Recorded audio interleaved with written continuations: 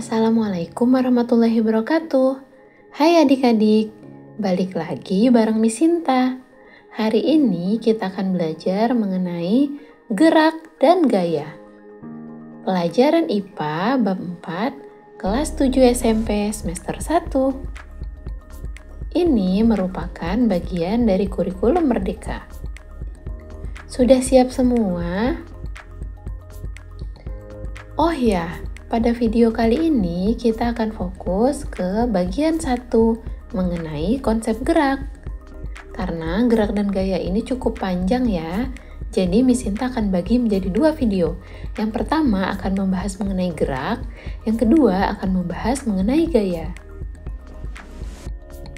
Gerak ini sendiri adalah perubahan jarak dan atau posisi benda terhadap titik acuan yang dipilih. Yuk kita mulai. Di awal tadi Miss Sinta sudah jelaskan ya apa itu gerak.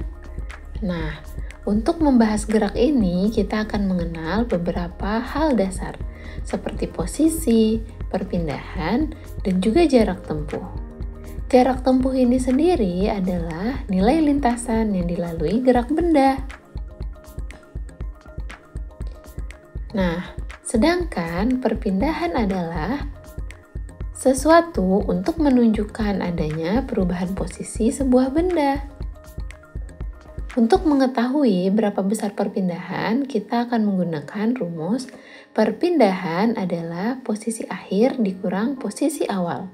Jadi, pada perpindahan ini kita hanya fokus ke posisinya, apakah berubah atau tidak, dengan tidak memperhitungkan jaraknya. Jadi, misalnya adik-adik berangkat dari rumah, kemudian ke warung, kemudian pulang lagi ke rumah, itu berarti perpindahan adik-adik itu 0, karena adik dari rumah tetap di rumah. Jadi, jika sebuah benda kembali ke posisi semula, maka benda tersebut dikatakan tidak melakukan perpindahan. Padahal udah ke warung ya, tapi kita sedang fokus ke posisi awalnya di rumah, posisi akhirnya di rumah. Jadi, tidak ada perpindahan.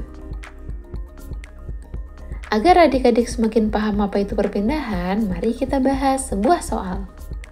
Di sini ada seorang anak berangkat dari rumah menuju sekolah. Rumah berada di posisi awal, jadi kita anggap di posisi 0 meter. Sedangkan sekolah ada di posisi 100 meter. Jadi, jarak dari rumah ke sekolah adalah 100 meter. Untuk ini, kita dapat mengetahui ternyata perpindahannya adalah posisi akhir dikurang posisi awal. 100 meter dikurang 0 meter, jadinya 100 meter. Perpindahannya adalah 100 meter. Tapi, itu perpindahan. Bagaimana jarak ya? Nah, jarak adalah lintas yang ditempuh. Berarti dari rumah ke sekolah tadi. Jarak di sini sama dengan perpindahannya, yaitu 100 meter. Tapi, gimana kalau seandainya kita melihat anak tadi dari rumah ke sekolah, kemudian kembali lagi ke rumah. Jadi, tadi sudah 100 meter ke sekolah. Dia balik lagi ke rumah, berarti dengan jarak yang sama ya. Jarak totalnya adalah 100 meter berangkat ditambah 100 meter pulang, yaitu 200 meter. Jaraknya 200 meter, ingat ya. Tapi perpindahannya adalah 0, karena dari rumah kembali ke rumah. Posisi awal dan posisi akhirnya sama, maka perpindahannya adalah 0. Nah, adik-adik pernah tidak memperhatikan? Ketika kita sedang ada di mobil, kita melihat ke jendela, sepertinya pohon-pohon sedang bergerak ya, berjalan meninggalkan kita. Benar tidak ya bahwa pohon-pohon sedang bergerak? Untuk dapat menjawabnya, kita harus mengenal ada 2 jenis gerak. Yang pertama disebut gerak nyata. Yang kedua disebut juga dengan gerak semu. Gerak nyata adalah gerakan yang ketika sebuah benda itu benar-benar bergerak. Sedangkan gerak semu adalah ketika benda itu sebenarnya diam, namun seolah bergerak. Nah, gerak nyata ini contohnya adalah ketika kita sedang lari. Kita benar-benar sedang bergerak ya. Yang kedua, gerak semu itu contohnya adalah pohon yang kita lihat di jalan seakan sedang bergerak ketika kita sedang di atas kendaraan. Jadi ini semu ya. Jadi bergeraknya si pohon karena titik acuannya adalah kita yang sesungguhnya sedang melakukan gerakan. Nah, sekarang adik-adik pernah tidak berpikir mengapa ya waktu tiba dua kendaraan bisa berbeda, padahal berangkat di waktu yang sama? Mungkin adik-adik akan menjawab, ya karena jaraknya berbeda, Miss. Jadi yang satu memang lebih jauh. Ya, itu benar. Tapi bisa juga karena kelajuan setiap kendaraan ternyata juga berbeda.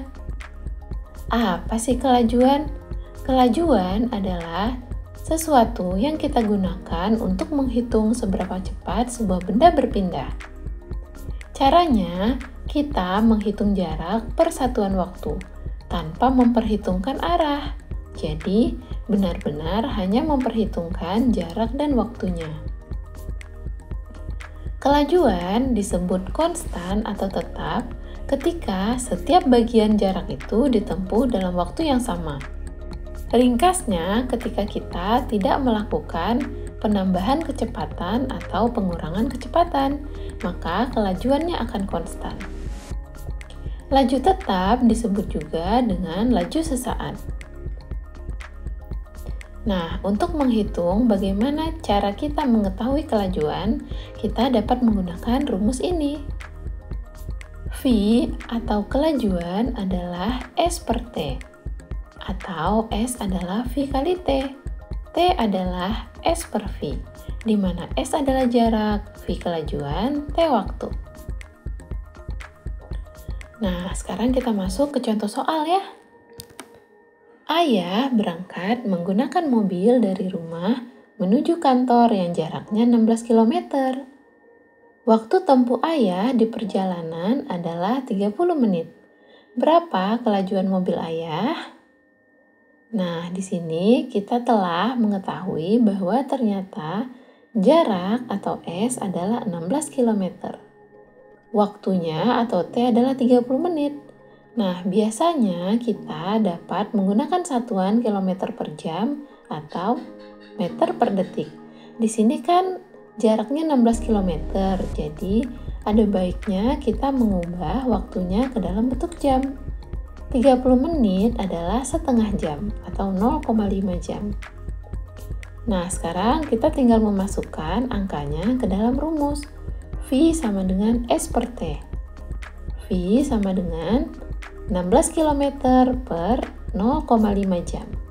16 bagi setengah berapa ya? 32. Jadi, kelajuannya adalah 32 km per jam. Bagaimana? Sampai di sini adik-adik sudah paham? Cukup mudah dimengerti ya? Selain kelajuan sesaat, kita juga akan mengenal yang namanya kelajuan rata-rata. Jika kelajuan gerak benda yang menempuh jarak perpindahan tertentu di mana tidak setiap bagian ditempuh dalam waktu yang relatif sama. Artinya, kadang-kadang cepat, kadang-kadang lambat gitu. Jadi kita bisa mencari kelajuan rata-ratanya. Untuk menghitung kelajuan rata-rata, maka kita dapat menggunakan rumus yang sama. Bedanya, V adalah jarak total dibagi dengan waktu total, karena jarak dan waktunya lebih dari 1 ya. Nah, agar adik-adik lebih paham, bahas contoh soal yuk. Hasan sedang lari pagi. Awalnya ia berlari dengan kecepatan 8 km selama 40 menit. Kemudian karena ia merasa lelah, ia berlari dengan kecepatan 4 km selama 20 menit. Jadi nih, setelah 8 km 40 menit tadi, dia melambat menjadi 4 km selama 20 menit. Yang ditanya, berapakah kelajuan rata-rata Hasan? Nah, kita tulis dulu yuk. Diketahui S total adalah S awal tambah S akhir ya, 8 km tambah 4 km. Jadi S totalnya adalah 12 km. T total adalah 40 menit ditambah 20 menit, yaitu 60 menit. Atau jika kita konversikan ke jam adalah 1 jam. Jika sudah, maka kita tinggal hitung. Kelajuan rata-rata adalah jarak total dibagi dengan waktu total. 12 km dibagi dengan 1 jam. Jadi, kelajuan rata-rata Hasan adalah 12 km per jam. Bagaimana? Jika adik-adik masih kurang paham, komen ya di bawah. Nanti akan Miss Sinta jelaskan ulang. Berikutnya, adik-adik pernah dengar kecepatan kan? Apakah kelajuan sama dengan kecepatan? Ternyata tidak. Walaupun rumus hitungnya sama, namun kelajuan ini memperhitungkan jarak dibagi waktu. Jadi dia jarak ya, tanpa memperhitungkan arah. Jadi nggak peduli arahnya kemana. Itu namanya kelajuan. Jadi besarannya skalar. Skalar ini maksudnya tidak memperhitungkan arah, itu namanya skalar. Sedangkan kecepatan merupakan perpindahan per satuan waktu. Di sini kelihatan ya bedanya. Kelajuan tadi jarak, kecepatan perpindahan. Di awal tadi kita sudah tahu bagaimana membedakan jarak dengan perpindahan. Kecepatan ini dia memperhitungkan arah. Nah, karena memperhitungkan arah, kita sebut dia besarannya vektor. Jadi poin paling pentingnya satunya jarak, satu perpindahan ya. Nah, kita juga dapat mengenal yang namanya kecepatan rata-rata. Rumusnya adalah delta S per delta T. S2 kurang S1 per T2 kurang T1. Di mana S adalah posisi V kecepatan dan T adalah waktu. Sekarang kita kenalan dengan yang namanya percepatan. Percepatan adalah besaran yang digunakan untuk mengukur perubahan kecepatan. Rumus dari percepatan adalah delta V per delta T. Jadi, perubahan kecepatan dibagi dengan perubahan waktu. V2 kurang V1 atau kecepatan akhir dikurang kecepatan awal dibagi waktu akhir dikurang waktu awal.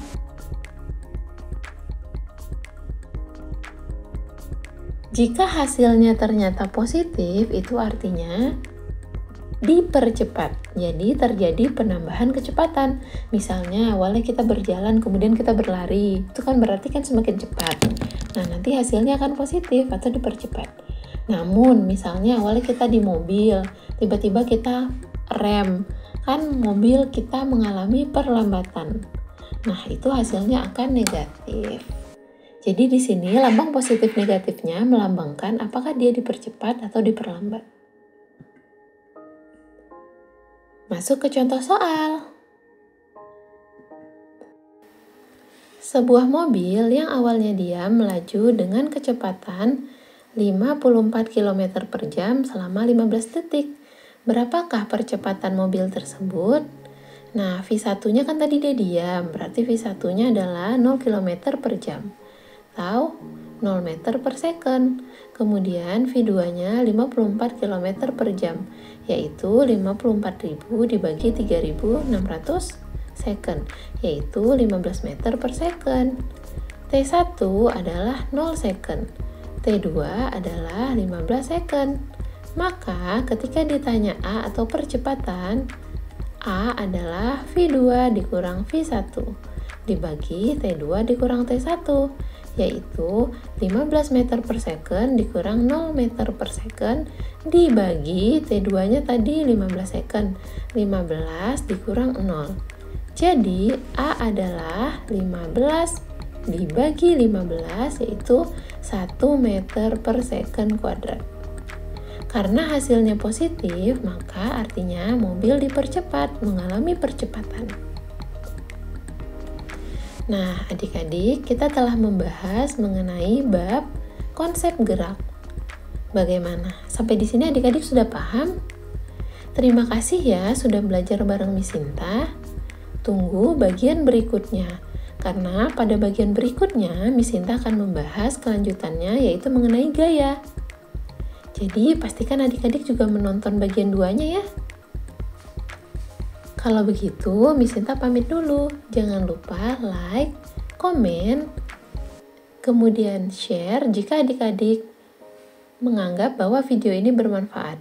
Jangan lupa nyalakan loncengnya agar adik-adik tahu ketika Miss Sinta upload video baru. Kalau begitu, sampai jumpa lagi adik-adik.